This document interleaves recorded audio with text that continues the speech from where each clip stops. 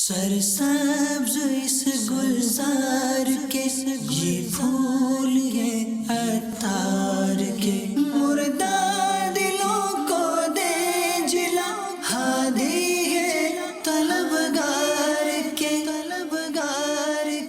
الحمدللہ رب العالمین والصلاة والسلام علی خاتم النبیین اما بعد فاعوذ باللہ من الشیطان الرجیم بسم اللہ الرحمن الرحیم الصلاة والسلام علیک یا رسول اللہ وعلی آلک واصحابک یا حبیب اللہ الصلاة والسلام علیک یا نبی اللہ وعلی آلک واصحابک یا نور اللہ۔ فرمانے آخری نبی صلی اللہ علیہ وآلہ وسلم، جس نے دن اور رات میں میری طرف شوق و محبت کی وجہ سے 3 مرتبہ درود پاک پڑھا، اللہ پاک پر حق ہے کہ وہ اس کے اس دن اور اس رات کے گناہ بخش دے۔ صلو علی الحبیب صلی اللہ علی محمد۔ میرا نام رضوان احمد ہاشمی ضیائی سلطانی ہے۔ قبلہ آپ کی بارگاہ میں ایک عرض کرنی ہے، اللہ جمیل و یحب الجمال، اللہ خوبصورت ہے اور خوبصورتی کو پسند فرماتا ہے۔ اس سے مراد کیا ہے؟ یا بلیک بیوٹی ہے یا وائٹ بیوٹی ہے؟ یعنی خوبصورتی سے مراد سفید بیوٹی ہے یا کالی بیوٹی ہے؟ اس سے مراد کیا ہے؟ یا روحانیت میں اس کے کیا معنی ہے؟ اور سالک اور مجذوب میں کیا فرق ہوتا ہے؟ اللہ جمیل و یحب الجمال، جی قبلہ، ایک تو یہ کہ اللہ جمیل ہے، جمال کو پسند فرماتا ہے۔ جی جی، پھر اور کچھ بھی آپ فرما رہے تھے، سمجھ نہیں آ رہی تھی، سالک اور مجذوب میں کیا فرق اس ہوتا سے ہے؟ بیچ میں بھی کچھ کہا ہے آپ۔ یہ خوبصورتی سے جو مراد کیا ہے، یعنی کہ ایک تو وہ خوبصورتی ہوتی ہے کہ گورا رنگ، اور ایک بلیک بیوٹی ہوتی ہے، ایک وائٹ بیوٹی ہوتی ہے، اس سے مراد کیا ہے؟ مطلب یہ کون سی خوبصورتی ہے؟ اب حدیث پاک کی شرح تو اب مجھے پتہ نہیں ہے، لیکن یہ کہ یہ تو حقیقت ہے کہ گوری چمڑی والا یہ جنرلی حسین ہو، یہ ضروری نہیں ہے، ناک نقشہ بھی تو ہونا چاہیے نا۔ خالی گوری چمڑی، انگریز گوری چمڑی والے ہوتے ہیں، اس کو تھوڑی بولیں گے حسین ہے یا نورانی چہرے والا ہے۔ اور گندمی رنگ، پیارے آقا صلی اللہ علیہ وسلم کا جو کھال مبارک جو تھی، یہ بھی پیور وائٹ اس کو نہیں لکھا، بلکہ کچھ سرخی ہے نا، سرخی مائل سفید رنگ تھا۔ جزاک اللہ خیر۔ نمکین پچی سمجھانا مشکل تھی، اس نے نمکین والا ہمارا نبی۔ مجذوب اور سالک، جی قبلہ، سالک جو ہوتا ہے وہ ہوش میں ہوتا ہے، سالک کے لفظی معنی رات چلنے والا سالک، اور مجذوب جو اپنے ہوش میں نہیں ہوتا، تو مجذوب تو یوں مرفوع القلم ہوتا ہے، قلم سے اڑ جاتا ہے، وہ نماز روزے کا مکلف نہیں ہوتا، جب اس پہ جذب کی کیفیت ہوتی ہے تو ہوش میں نہیں ہوتا نا وہ سالک ہوش میں ہوتا ہے، سالک مجذوب سے افضل ہوتا ہے۔ جو اہل اللہ میں اقسام ہے نا، تو سالک، کیونکہ سالک امر بالمعروف کرتا ہے، دین کی تبلیغ کرتا ہے، اور مجذوب یہ کام نہیں کر رہا ہوتا، دونوں میں فرق ہے۔ صلو علی الحبیب صلی اللہ علی محمد۔ السلام علیکم ورحمۃ اللہ وبرکاتہ۔ وعلیکم السلام ورحمۃ اللہ وبرکاتہ۔ محمد گوہر اتاری، فیضان مشتاق، النور سوسائٹی، جامعۃ المدینہ سے۔ واپس سوال یہ تھا کہ آپ نے مدنی مذاکرے میں جیسا فرمایا کہ اہل اللہ کے ہاں، یعنی کہ ان کے درمیان اپنے دل کو سنبھال کے رکھنا چاہیے، اور علماء کے درمیان اپنی زبان کو، تو اس سے کیا مراد ہے آپ؟ یہ بزرگوں کا قول ہے کہ اولیاء کرام کے سامنے اپنا دل سنبھالیں، علماء کے سامنے اپنی زبان سنبھالیں، کہ آپ زبان سے کچھ نکلے گا علماء پکڑ لیں گے اگر غلطی کی تو، اور اولیاء کرام کے بارے میں یا اولیاء کرام کے سامنے کچھ دل میں بھی سوچیں گے تو وہ پکڑ لیں گے۔ اس طرح کا ہے، اس کا مفہوم بنتا ہے۔ صلو علی الحبیب صلی اللہ علی محمد۔ السلام علیکم ورحمۃ اللہ وبرکاتہ۔ وعلیکم السلام ورحمۃ اللہ وبرکاتہ۔ بچے مدینہ کیسے جا سکتے؟ پاپا جان یہ جو نا کہہ رہے ہیں مجھے مدینہ جانا ہے، بچے مدینہ کیسے جا سکتے ہیں؟ یہ سوال تو سمجھا میں، لیکن یہ آپ بار بار ان کو یار الٹے ہاتھ میں دے رہے ہیں. جو مدینے والے کی سنت تو سیدھا ہاتھ ہے، تو اب آپ کا الٹا ہاتھ چل پڑے گا تو گڑبڑ ہو جائے گی.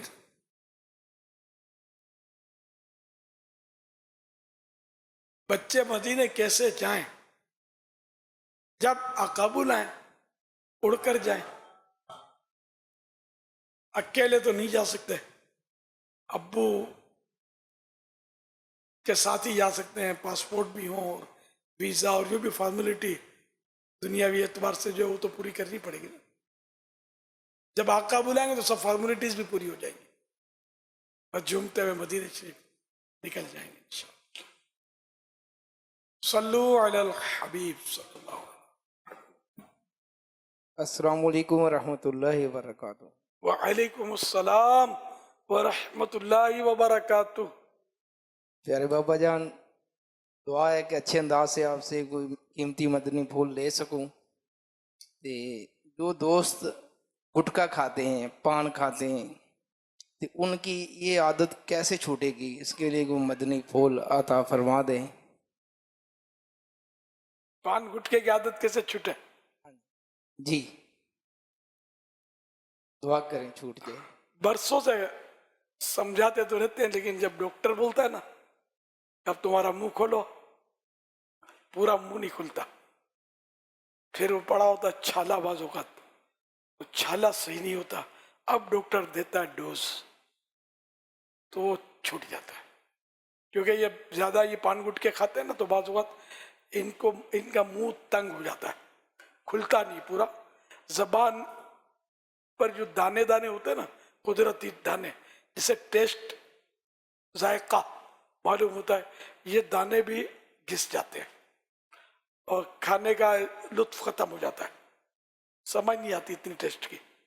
اور پھر معاذ اللہ چھالا پڑتا ہے، کبھی صحیح ہوتا ہے، کبھی پھر ہو جاتا ہے، کبھی صحیح ہو جاتا ہے. پھر ایک بار وہ چھالا جو ہے نا، پھر جب صحیح نہیں ہوتا اور ڈاکٹر پھر جو ہے نا وہ بایوپسی کرواتے ہیں. پھر جو بایوپسی کی رپورٹ آتی ہے تو وہ سمجھو کہ آدھا تو وہ آدمی مر جائے. کینسر جب ڈکلیئر ہوتا ہے تو ہم نے تو کئی دیکھے ہیں، ہم بیچارے پان گٹکوں والے کہ جن کے آخر کار وہ منہ میں چھالے اور یہ کینسر اور ادھر سے گال پھٹ جانا اور مطلب آخر کار انتقال ہو جانا. اللہ پاک کے بس رحمت کی نظر فرمائے. یہ نہیں مانتے، پھر بھی نہیں مانتے، پتہ ہوتا ہے کہ ایسا ہوتا ہے ان کو. اب جیسے کہ وہ سگریٹ کے ڈبیا پر تو کمپلسری لکھا جاتا ہے کیسے کینسر ہو سکتا ہے، لیکن کیا سگریٹ پھونکتے ہی رہتے، چھوڑتے ہی نہیں. یہ چسکے ہیں، بس لوگوں کو چسکے لگے ہوئے چھوڑتے نہیں. اللہ ہدایت دے. بات چھوڑ بھی دیتے ہیں. صلو علی الحبیب صلی اللہ علی محمد. سوال یہ عرض ہے کہ اگر عید نماز کی دوسری رکعت میں قرات کے بعد اگر امام صاحب نے تکبیرات نہیں کہی اور رکوع میں چلے گئے اور پھر پیچھے سے کسی نے لقمہ دیا تو وہ واپسی آ گئے اور انہوں نے تکبیرات کہی اور سجدہ سہو کیا آخر میں، تو اس نماز کا کیا حکم ہوگا؟ نماز عید کی دوسری رکعت میں امام تکبیر زوائد، یہ زائد تکبیریں جو پڑھی جاتی ہیں، وہ بھول کر رکوع میں چلا گیا. ایک مقتدی نے لقمہ دیا تو امام نے لوٹ کر تکبیر زوائد کہیں. امام لوٹ آیا اور اس نے وہ تکبیریں جو رہ گئی تھی وہ اب کہیں. تو جواب اس کا یہ کہ صورت مذکورہ نے جو یہ کہا گیا، بتایا گیا، تو اس میں مقتدی کو لقمہ دینے کی اجازت نہیں تھی، کیونکہ امام کے لیے حکم ہے کہ اگر زوائد بھول کر رکوع میں چلا جائے تو نہ لوٹے. لہذا مقتدی کے غلط لقمہ دینے کی وجہ سے اس کی نماز ٹوٹ گئی اور امام اس کے بتانے سے لوٹا تو امام کی نماز فاسد ہو گئی، اور اس سبب سے تمام مقتدیوں کی نماز فاسد ہو گئی، یعنی ٹوٹ گئی. اس میں یہ باریکی ہے کہ اگر امام اس کے لقمہ دینے کی وجہ سے نہیں لوٹا، اس کو ویسے یاد آ گیا ہے نا، تو لوٹے گا، تو اب یہ امام کی نہیں ٹوٹے گی، اور جب امام کی نہیں ٹوٹے گی تو دوسروں کی بھی نہیں ٹوٹے گی. جس نے لقمہ دیا اس کی تو ٹوٹ گئی. اب جن نے لقمہ دیا ان کی بھی ٹوٹی، اور امام کا. اور وہ مسئلہ جو عرض کیا میں نے کہ اگر لقمہ لے کر وہ پلٹا تو اب امام کی گئی، اور امام کی گئی تو سبھی کی گئی. صلو علی الحبیب صلی اللہ علی محمد. یا سیدی، میرا نام محمد عثمان اتاری ہے. میرا سوال آپ کی خدمت میں عرض یہ ہے کہ بعض اوقات دوران گفتگو جب کوئی بات کر رہا ہوتا ہے تو ایسے جملے منہ سے نکال دیتا ہے جیسا کہ اللہ اوپر سے دیکھ رہا ہے، اوپر والا دیکھ رہا ہے، اللہ حاضر و ناظر ہے. اس قسم کے اور جملے بھی لوگ ادا کر جاتے ہیں. تو آپ کی کتابوں کے مطالعے اور آپ کے مدنی مذاکرے سننے کے بعد ہمیں ایسا تو اندازہ ہو جاتا ہے کہ اس شخص کو یہ جملہ نہیں کہنا چاہیے، لیکن اس کا برابر شرعی حکم معلوم نہیں ہوتا. تو ایسی صورت میں ہمارا رد عمل کیا ہونا چاہیے؟ برائے مدینہ جواب ارشاد فرما دیں. شرعی حکم لگانا نہیں چاہیے جب تک یقینی معلومات نہ ہو. تو دارالفتہ اہل سنت سے رجوع کیا جائے کہ یہ جملہ کوئی بولے تو اس کا کیا حکم ہے. تو باپا جان، ایسی صورت میں ہمیں کیا کرنا چاہیے تاکہ ہم شرعی گرفت سے محفوظ رہیں؟ کیونکہ بعض اوقات ایسی صورتحال ہوتی ہے کہ ایسا شخص سامنے ہوتا ہے کہ جس کو ہم سمجھانے کی پوزیشن میں نہیں ہوتے ہیں. ہاں، بس دل میں برا جانے اور کیا کریں. اب یہ کہ معاذ اللہ کوئی کہتا ہے اللہ اوپر، مکان ثابت کرتا ہے، جیسے اوپر ہے اللہ پاک، اوپر رہتا ہے، تو یہ کفر ہے. اچھا، یہ لزوم کفر ہے، یہ کہنے والا اسلام سے نکلے گا نہیں، لیکن ہے بڑا یہ بھی سخت معاملہ. اور دوسرا بھی آپ نے کوئی جملہ، اللہ پاک اللہ حاضر و ناظر ہے، جیسے کوئی یہ کہہ اس دیتا ہے. کو علماء نے کفر قرار نہیں دیا، مگر ایسا کہنا نہیں چاہیے. اللہ پاک سمیع و بصیر ہے، دیکھتا سنتا ہے. صلو علی الحبیب صلی اللہ علی محمد. کسی بھی گول کو اچیو کرنے کے لیے اس میں کنسسٹنسی، استقامت کی ضرورت ہوتی ہے، لیکن فی زمانہ دیکھا جائے تو 90% لوگ ایسے ہیں جو کنسسٹنسی حاصل تو کرنا چاہتے ہیں لیکن اس کو حاصل کر نہیں پاتے. اس کی کیا وجوہات ہیں؟ اس حوالے سے تھوڑی رہنمائی کر دیجئے. اس میں بس یہ کوشش کرتا رہے آدمی، اپنا ذہن بنائے تو دعا بھی کرتا رہے، ورنہ واقعی استقامت تو بہت ہی اعلیٰ ہے. وہ ایک محاورہ بھی ہے نا، الاستقامت فوق الکرامہ.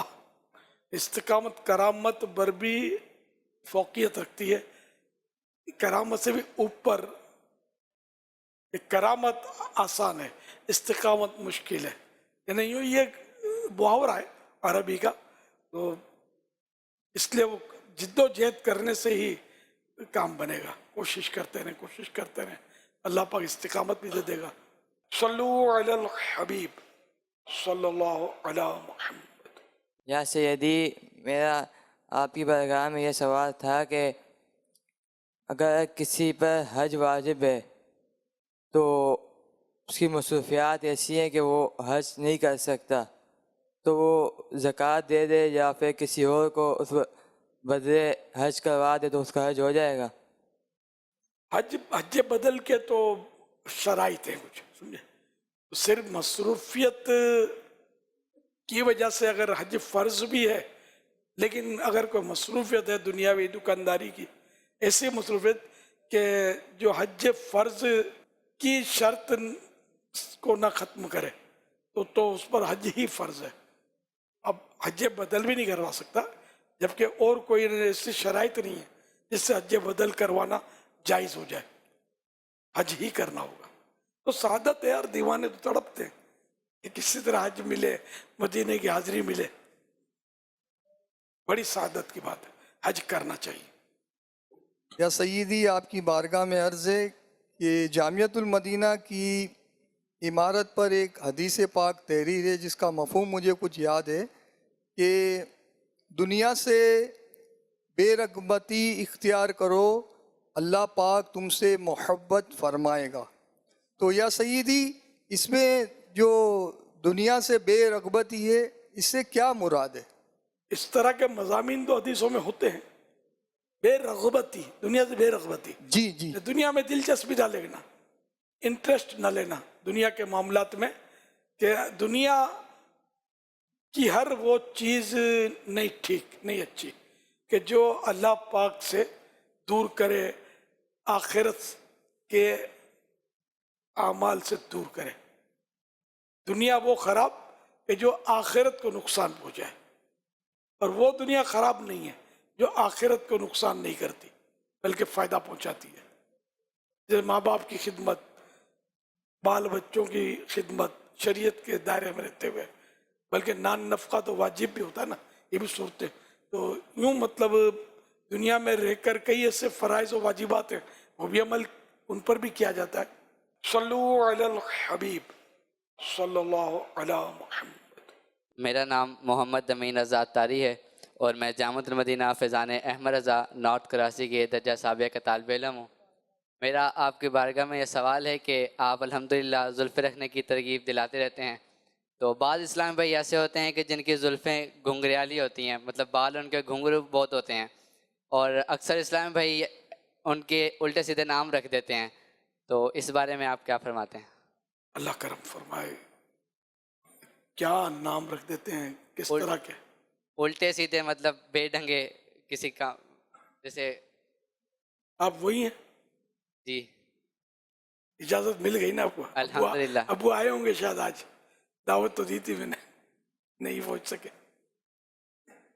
ماشاءاللہ، آپ کی شفقت ہے الحمدللہ، میرے والد محترم نے مزید تعلیم جاری رکھنے کی اجازت بھی اب دی تو دی۔ ان کے ابو نے پیغام دے دیا، اس دن طے ہوا تھا پیغام دینے کا، کہ اب مفتی بن کے نکلے یہاں سے انشاءاللہ عز و جل۔ الحمدللہ، ماشاءاللہ۔ میرے والد صاحب کی صحت یابی کے لیے بھی دعا فرما دیں۔ ہاں، نہیں بیچاروں وہ گر گئے تھے اور کچھ چوٹ وغیرہ آ گئی تھی۔ اور دعا فرما دیں کہ مجھے تھوڑا سبق یاد کرتا ہوں تو اکثر بھول جاتا ہے، تو اس کے لیے اللہ دعا آپ کا فرما حافظہ دیں کہ اللہ قوی حافظ کبھی فرمائے۔ آپ سب مضبوط کرے بیٹے۔ وہ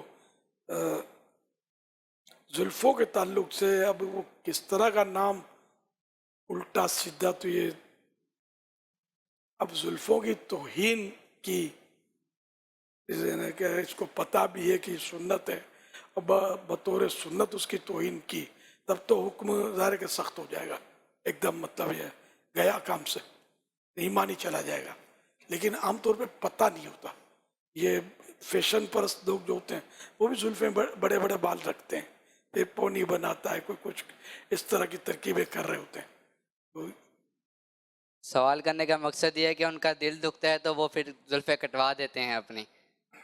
اتنی کمزور ہوتے ہیں جن کا دل دکھتا ہے۔ میں نے جب داڑھی رکھی تھی، اس کے معاشرے میں داڑھی میں نے کم تھی، بہت کم تھی، نہیں رکھتے تھے لوگ، تو مجھ پر بھی کچھ کا کچھ الحمدللہ میں نے ہمت نہیں ہاری، ہمت نہیں ہارنی چاہیے۔ یہ کمزور ہوتے جو کچھ کہہ دیا تو جذبات میں آ کر اپنا نقصان کر دیا۔ اپنا کیوں نقصان کریں؟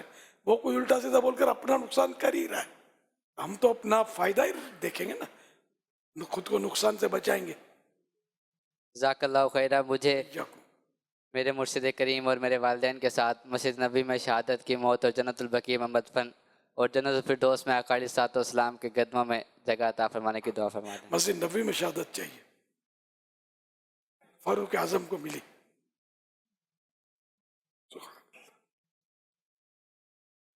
جزاک اللہ خیرہ۔